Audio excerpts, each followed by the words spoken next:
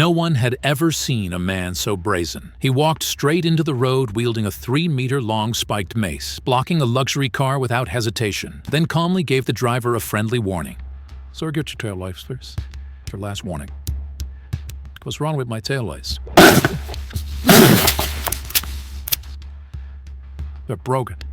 You might assume he was some kind of thug, but it was the opposite. He was the most righteous sheriff in town. He'd been shot 7 times, stabbed 8 times, and once needed 182 stitches to close a single wound. This was a man who'd stared death in the face and won, and yet there were still fools out there dumb enough to mess with him. Not long ago, on his first day home after retiring from the Special Forces, he was dragged out by a friend to the biggest club in town. They were there for the pole dancing show, but when one of the dancers took off her hat, Johnson was stunned to realize she was his long-lost girlfriend. She heard his voice, panicked, flipped on the lights, and the moment she saw his face, she bolted in terror. Trying to hold back his rage, Johnson stormed outside to get his friend and go home. But by then, his friend had already gambled away most of his savings. Johnson immediately spotted that the house was cheating. Heartbroken and frustrated, he called them out on the spot and marched up to the dealer, issuing a harsh warning. The staff, furious at being exposed, called for security, but those rent-a-cots were no match for Johnson. One punch sent a guard flying onto a table.